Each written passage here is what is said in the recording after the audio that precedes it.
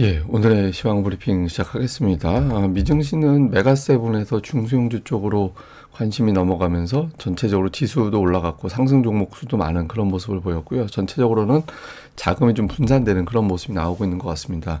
뭐 이런 현상을 만들어낼 수 있었던 거는 경제 지표가 좋아서 뭐 PMI 지표라든가 소비자 심리 지수 이런 지표가 잘 나오다 보니까 경기 좋아지겠구나. 그러면 덜 오른 종목을 사야지. 뭐 이런 분위기가 만들어진 것 같고요. 대형주 중에서 뭐 엔비디아 하락하고 테슬라 상승하고 은행주는 올라가고 그러니까 전체적으로 이제 메가세븐은 좀 테슬라 빼고는 전체적으로 좀 부진한 그런 모습을 보였습니다. 한국 관련 지표는 올랐습니다. 달러 강세에도 불구하고 한국 관련 데이터들이 올라갔다라는 건 나름 좀 의미가 있죠. 미증시 마감 지수 보면 다우가 올랐고 러셀리처는 이틀 연속 큰 폭으로 올라갔습니다. 그러니까 전체적으로 대형 기술주 쪽보다는 다른 종목 쪽으로 매수가 넘어가고 있다라는 거죠. 뭐 업종으로 보면 상승한 업종 수가 훨씬 더 많았잖아요. 그래서 전반 특히 1% 정도 올라가면 업종 지수가 1% 올라가는 건 되게 많이 올라가는 거거든요. 근데 그런 업종 수도 적지 않았죠. 그러니까 전반적으로 매수가 상당히 강했다. 그리고 대형주가 빠졌음에도 불구하고 특히 시가총액 1위 종목 엔비디아가 3.2% 빠졌거든요. 우리나라에서 삼성전자가 3% 빠진다고 생각해 보세요. 그날 지수가 플러스가 날 수 있는지. 이게 안 되잖아요. 그런데 미국에서는 다른 종목으로 분산해서 가면서 지수 자체를 좀 끌어올리는, 이거 팔아서 다른 종목 사야지. 그러니까 이런 분위기가 만들어지고 있다라는 거죠. 뭐 이런 어떤 분위기를 만들어낼 수 있었던 건 경기와 증시에 대한 자신감인 것 같습니다. 그러니까 그걸 유발한 게 그 S&P 글로벌에서 PMI를 발표를 했는데 이게 이제 미국에서 제조업 지수가 두 개가 나오잖아요. 하나는 그 S&P 글로벌, 예전에는 이제 마킷이라고 그랬죠. 여기하고 ISM하고 두 개 나오는데 설문 대상이 좀 다릅니다. 여기는 약간 그 기업 규모가 작은 데까지 조사를 하고 PMI는 그거하고 조금 그거보다는 좀 큰 기업들이긴 한데 근데 어쨌든 S&P 글로벌 PMI 같은 경우는 이게 제조업 지수거든요. 그러니까 이 제조업 지수가 이게 미세하게 보면 저 녹색 선인데 올라갔어요. 근데 꾸준하게 좀 올라가는 그런 이제 모습들이 나오고 있거든요. 그러니까 근데 사실 뭐 제조업 지수는 중요하게 보는 게 S&P 글로벌보다는 이제 ISM 쪽이긴 합니다. 근데 어쨌든 제가 뭐 그때 말씀드린 게 미국이 금리를 내리면 한 두 달 정도 시차 두고 제조업 지수가 올라간다. 그래서 이제 ISM 제조업 지수가 이번 달에 발표되는 수치가 조금 턴했을 가능성이 있는데 어쨌든 S&P 글로벌 지수가 올라갔다라는 점, 그리고 서비스업 PMI는 뭐 계속 올라가는 그런 추세가 나오고 있고 이게 PMI라는 거는 이제 담당자들한테 지금 회사 상황 어때요? 앞으로 어떻게 될 것 같아요? 직원은 더 뽑을 거예요? 뭐 이런 거 물어보는 거거든요. 근데 어쨌든 좋아지고 있다라는 거는 기업들의 상황이 괜찮다라는 걸 보여주는 거고 기업들의 상황이 괜찮다라는 건 실적이 좋아지겠네? 이렇게 판단하는 거잖아요. 이게 좋게 나온 거고 또 하나는 미시건대에서 이제 소비자 심리 지수를 발표를 했는데 잘 보시면 저 수치가 계속 올라가요. 66, 67, 70.1, 70.5, 이번에 71.8 계속 올라가고 있죠. 그러니까 소비자들의 소비 심리가 좋아지고 있다라는 거는 향후에 경제가 좋아지겠구나 이렇게 해석이 되는 거고 반면에 기대 인플레이션 이거는 이제 향후에 인플레가 어떻게 될 것 같아요? 다음 내년에 1년 후에 인플레이션이 어떻게 될 것 같아요? 라고 물어보는 건데 이건 계속 내려가고 있어요. 물가가 안정되는 느낌이 들면서 소비 심리가 좋아지는 거죠. 물론 이건 내년도에 좀 달라질 수는 있죠. 이게 지금 물가 하락률이 좀 정체되고 있어서 내년도에 조금 달라질 가능성은 있는데 어쨌든 지금은 소비 심리도 괜찮고 제조업체들, 서비스 업체들 그 담당자들한테 물어봐도 괜찮을 것 같다라고 얘기를 하고 이래버리니까 이제 사람들은 기업들의 실적이 괜찮아지겠구나. 그러면 많이 오른 종목들보다 덜 오른 종목 사야지. 그러니까 이런 분위기가 만들어졌다라는 겁니다. 그리고 이제 증시에 대한 어떤 자신감 이런 것들도 계속 나와요. 그래서 보면 뭐 지금 경기주 쪽으로 자금 이동이 되는 게 관찰이 된다. 그리고 증시 주변 여건이 좋기 때문에 연말까지 계속 올라갈 것 같아. 그리고 뱅크 오브 아메리카에서는 S&P 500이 2년 연속 20% 이상 올라간 게 150년 동안 저기 제가 숫자 잘못 넣은 것 같아요. 4번뿐이라고 그랬거든요. 제가 아마 저거를 그 숫자를 잘못 넣은 것 같아요. 하여튼 4번뿐으로 제가 기억을 합니다. 그래서 어쨌든 몇 번 안 돼요. 근데 이례적으로 나오고 있는 거고 또 이제 톱니 그 톱니는 이번 달에 6,100포인트까지 갈 수 있다. 지금 이번 달 얼마 안 남았는데 더 올라간다라는 거예요. 그러면서 이제 트럼프가 어떤 정책을 이야기하는지, 그다음에 연준이 금리 인하에 대한 자신감을 어느 정도로 보여주는지 이런 것들이 되게 변수인데 어쨌든 상황에 따라서 이번 달 그냥 내친 김에 더 올라갈 수 있다. 이런 주장을 했고요. 도이체방크 같은 경우는 12월에 금리 내리는데 장기적으로는 계속 동결할 것 같다. 이런 이야기를 했거든요. 그래서 금리 인하에 대한 어떤 이제 생각보다 금리가 좀 천천히 내려가겠구나. 이런 분석은 여전히 나오고 있는 것 같습니다. 근데 어쨌든 전체적으로 미국 같은 경우는 증시 낙관론이 계속 나오고 있습니다.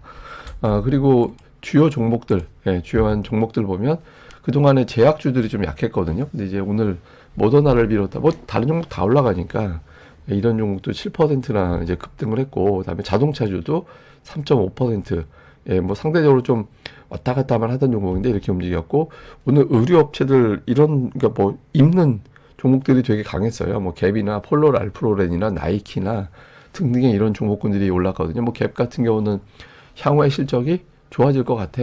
이렇게 또 가이던스 전망치를 좀 높이면서 주가가 이제 급등하는 그런 모습을 보였죠.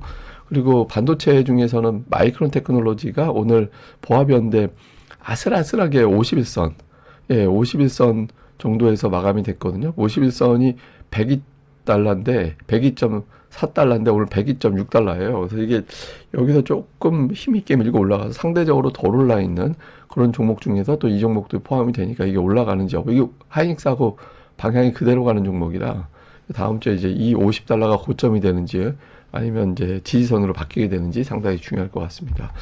우리나라 관련된 지표는 플러스가 났습니다. 야간 선물도 플러스가 나서 사실 미증시 올라간 건 좋지만 그 달러 인덱스가 워낙 강하게 올라서 좀 경계감도 있었던 것 같아요. 그래서 야간 선물 같은 경우는 0.2% 정도 올라서 주체 우리 증시가 그렇게 나쁘지 않게 출발할 것 같다. 이렇게 평가를 한 것 같습니다. 그러니까 이게 MSCI 한국 지수는 어제 우리 증시 마감된 거 반, 다음에 미증시 반 이렇게 반반 반영한다고 보면 되고요. 야간 선물은 그냥 미증시 돌아가는 거 보니까 우리 증시 이렇게 출발할 것 같은데 뭐 이런 지표라고 보시면 돼요. 근데 어쨌든 두 상황 다 봤더니 주체 우리 증시 나쁘진 않을 것 같다. 일단 그렇게 평가가 된 것 같습니다.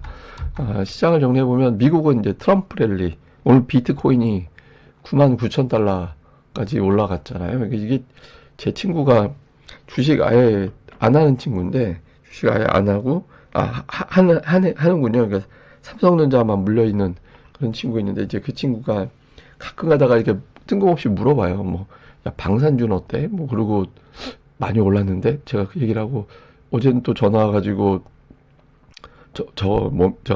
비트코인은 어떠냐라고 물어보다. 그러니까 이게 지식이 있는 친구가 아니라서 이런 것들을 막 이제 뭐 이렇게 물어볼 때 저한테 많이 물어보거든요. 그래서 글쎄, 저 많이 오르지 않았을까? 뭐 이런 식으로 얘기하긴 했는데 어쨌든 굉장히 이런 투자에 관심 없는 사람들까지 관심을 가질 정도로 이제 높아진 것 같아요. 좋게 보면 뭐 관심도가 높아진 거고 나쁘게 보면 그럴 때가 혹시 뭐 이런 생각도 하게 되잖아요. 어쨌든 트럼프 랠리가 지게 되고 있다. 이거는 뭐 미증시에선 좋은 거고 근데 달러 인덱스가 계속 올라가는 현상은 좀 부담이 되죠. 그러니까 달러가 강하다라는 건 그러니까 미국 경제가 탄탄하다라는 것도 되지만 다른 시각으로 보면 미국으로만 자금이 들어가나 그러니까 이렇게 될 수도 있는 사안이거든요. 그래서 이렇게 썩 좋은 건 아니죠. 근데 이제 한편으로 보면 이거 이제 최대한 막 좋은 쪽으로만 해석하면 그런 건 있어요. 그러니까 우리나라가 경제가 안 좋을 때 뭐 대형 어떤 우리나라가 이제 자동으로 경제가 회복되는 공식이 있는데 굉장히 경제가 망으로 나빠지게 되면 달러가 폭등을 하고 그러니까 환율이 폭등을 하는 거죠.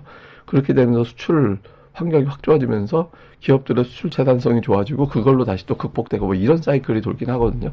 지금 그런 단계는 아닌데 지금 또 그렇게 얘기해서 뭐 달러 인덱스가 올라가는 게 좋아 이렇게 될 건 아닌데 어쨌든 달러가 계속 올라가는 거는 좀 주목을 해봐야 될 것 같고 그다음에 미국의 경제가 좋아진다라는 거 우리한테는 양면이 다 있죠. 하나는 수출이 좀 되겠구나. 나쁜 점은 미국으로만 자금이 쏠려가면 어떡하지? 이건 이제 외국인들 매매 보면서 가늠을 해야겠죠. 근데 어쨌든 달러 강세 불고 한국 관련 지표가 선전을 했다라는 건 다행인데 어쨌든 제가 지난주에 말씀을 드렸던 게 달러 인덱스가 107이 되게 중요한 고점이 그러니까 저항인데 이 저항에서 어떻게 돌파가 되는지 좀 봐야 된다. 근데 돌파가 돼버렸어요. 그래서 이게 쉽게 꺾이는 기세가 아니구나라고 보이는데 이게 강세 보이는 건 두 가지가 있겠죠. 뭐 트럼프 정책이 하나가 있을 거고 또 생각보다 금리가 안 내려갈 것 같아. 미국 같은 경우. 근데 다른 데는 금리 더 내릴 것 같거든요. 그런 현상이 나오면서 좀 밀리는 그런 모습이 나오게 된 거죠. 그래서 향후에 이런 흐름 자체가 조금 꺾여주는, 미국의 이제 달러 인덱스가 좀 주춤해줘야 그런 흐름이 만만하게 바뀔 수 있거든요. 이게 또 그런 건 있어요. 그러니까 환율이 피크다 싶을 때 외국인 투자들이 먼저 움직이거든요. 그러면서 매수로 전환되는, 제가 이제 그때 그 얘기들을 또 말씀드렸죠. 1,400원, 우리나라는 전통적으로 보면 대략 1,400원 쪽으로 안착이 되는 상황에서 한 2주 정도 지나고 나서부터 외국인들이 매수로 전환하는 그런 경향이 있다고. 그러니까 근데 그건 지금이 환율이 정점 부근이다라는 확신이 있을 때라는 의미거든요. 근데 이제 지금이 그 위치인지는 이제 외국인들이 어떻게 움직이는지를 보면서 우리가 주초에 다시 가늠을 해봐야 될 것 같습니다. 예, 어쨌든 뭐 미증시는 뭐 그렇게 좋지도 않고 그렇다고 뭐 겁먹을 정도의 상황도 만들어진 것도 없고 그냥 뭐 그저 그렇게 그냥 소소 그 정도로 이제 마감이 됐다. 이 정도로 보시면 될 것 같고요. 뭐 다양한 데이터라든가 이런 것들은 제가 또 증시 전망대 시간에 다시 내용을 정리해 드리겠습니다. 예, 그럼 또 하루 또 잘 보내시고요. 저는 다음에 뵙겠습니다. 이 방송 구독하기 그리고 이제 좋아요까지 꼭 좀 부탁드립니다. 감사합니다.